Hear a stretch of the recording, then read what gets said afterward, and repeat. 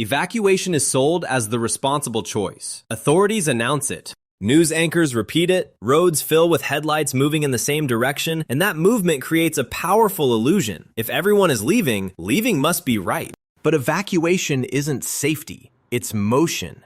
And motion becomes dangerous the moment it turns crowded. The truth most people never hear is this: evacuation only works in the early phase, when movement is sparse, routes are clear, and systems still cooperate. Once evacuation becomes visible, it's already degrading. Fuel stations run dry. Intersections clog, accidents multiply. A single breakdown can trap thousands of people who no longer have shelter, supplies, or options. The danger doesn't arrive with sirens. It arrives quietly, when the ratio flips, when there are more evacuees than infrastructure can support. That's the moment evacuation stops being protection and becomes exposure. Most people miss that moment because they're watching the wrong signals. They wait for official updates, not behavioral changes. But behavior changes first. You see it when drivers stop yielding, when people abandon vehicles, when tempers shorten and courtesy disappears. These aren't side effects, they're warnings. Evacuation assumes the destination is safer than the origin, but once roads saturate, the road itself becomes the threat. You trade known risks for unknown ones, and unknown risks compound faster under stress. History shows a consistent pattern. The highest casualty rates don't happen at the impact zone. They happen along evacuation routes, on highways, at choke points, and in places where people are caught between leaving and arriving. The moment to stop evacuating isn't when authorities say it's unsafe. It's when movement itself starts to cost more than staying. Survivors aren't the last to leave. They're the first to stop. They recognize when evacuation has shifted from strategy to reflex. And they step out of the flow before it hardens into panic. Drop your city in the comments. I want to see where the survivors are watching from.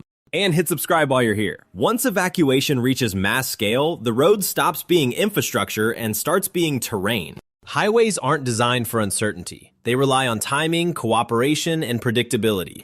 Remove any one of those and the system collapses fast. Remove all three, as happens during large evacuations, and the road becomes a static, dangerous environment. This is where people realize too late that movement doesn't equal progress. Fuel becomes the first limiter. Not because fuel disappears, but because access does. Stations are overwhelmed or shut down. Delivery trucks stop running. People who planned one more stop find nothing but dark pumps and long lines that don't move. Then comes the second limiter, information failure. Navigation apps show green routes that no longer exist. Radio updates lag behind reality. A single overturned truck can invalidate hours of planning.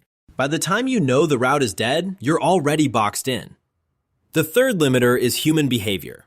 Stress degrades judgment. Drivers take risks they wouldn't normally take. Shoulder lanes fill. Arguments turn physical. Vehicles are abandoned wherever they stop working, turning roads into obstacle fields. At this stage, evacuation creates a paradox. You're surrounded by people, but help is unavailable. Emergency services are stretched thin or unreachable. Everyone is focused on their own survival, and cooperation erodes. This is the point where the safest decision is no longer forward motion. Stopping doesn't mean freezing, it means exiting the flow before it locks.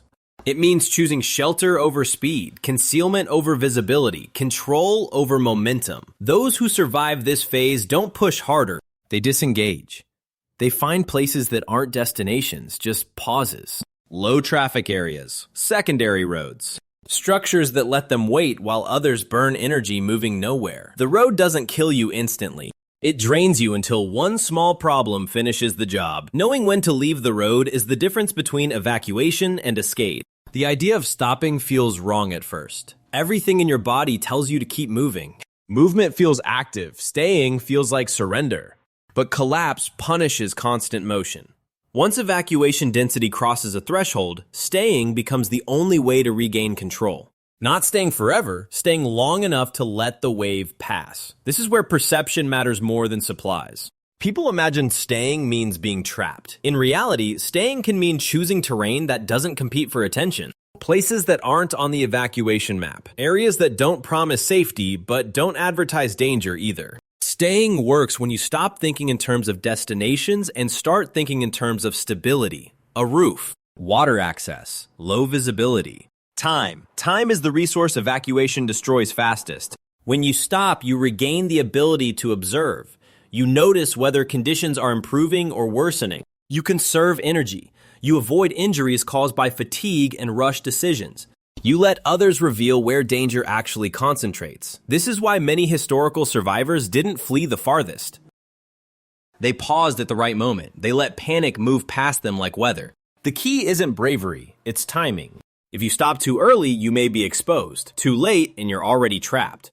The moment you should stop evacuating is when movement stops being optional and starts being enforced by crowd pressure. When you're no longer choosing to move, but being carried. That's when you step out. There's a precise moment when evacuation crosses the line from option to liability. It isn't announced. It isn't marked by sirens or headlines. It's marked by loss of choice. The signal most people miss is when movement stops being voluntary. When lanes no longer open and close naturally. When turning around feels socially impossible. When stopping feels dangerous because everyone else keeps going. That's herd momentum. At this stage, people aren't evacuating anymore. They're being carried by pressure. Decisions aren't made. They're inherited from the vehicle in front of you. You see it when drivers hesitate to exit even when they should. When people stay in stalled traffic for hours because leaving the road feels like failure. When exhaustion overrides logic. This is the point where evacuation stops being a plan and becomes a psychological trap. Crowds amplify fear, but they also suppress dissent. Anyone who breaks formation feels exposed. So people stay, even as conditions worsen, because conformity feels safer than independence. This is where casualties spike, not from violence, from dehydration, from exposure, from medical emergencies no one can reach, from fires sparked by stalled vehicles, from simple mistakes made by exhausted people who should have stopped hours ago. Survivors don't ignore this signal. They exit early, quietly, and without drama. They don't announce it. They don't debate it. They don't wait for validation. They recognize the moment when the road no longer belongs to individuals, and they leave it behind. Because once the crowd locks, your fate is no longer yours. Evacuation culture teaches a dangerous myth that safety exists somewhere else, a shelter, a border, a zone marked on a map. But destinations attract problems. They concentrate people, strain resources, and invite control. The closer you get, the more dangerous they become. History is clear on this. Refugee camps, emergency shelters, designated safe zones. They don't fail because of bad intentions. They fail because density destroys resilience. The safest place is rarely where everyone is going. It's usually somewhere unremarkable, somewhere temporary, somewhere that lets you wait while systems reconfigure. Survivors think in pauses, not endpoints. They look for places that allow rest, concealment, and observation. They avoid places that promise answers. Answers create lines. Lines create conflict. This is why stopping works best away from attention, not heroic holds, not dramatic stands, just quiet withdrawal from the main current. Staying doesn't mean giving up on evacuation forever. It means breaking the timeline, letting panic burn itself out ahead of you. Once pressure drops, options reappear. Roads clear, information stabilizes. Secondary routes become viable again. Those who rushed never see this phase. Those who paused do. The moment you should stop evacuating isn't about courage or fear. It's about agency. The instant you realize your decisions are being dictated by momentum instead of judgment, that's the moment. When your plan no longer adapts. When stopping feels harder than continuing, even though continuing is worse. That's the psychological cliff. Most people go over it because stopping feels like admitting you were wrong. Because turning back feels humiliating. Because waiting feels passive. But survival doesn't reward pride. It rewards timing. Those who endure understand something simple and brutal. Evacuation is a tool, not a virtue. And like any tool, it becomes dangerous when used past its effective range. The road doesn't save you. Movement doesn't save you. Distance doesn't save you. Control does. The people who survive long-term collapse aren't the ones who ran the farthest. They're the ones who knew when to stop running. Because sometimes the most dangerous thing you can do is keep going just because everyone else is.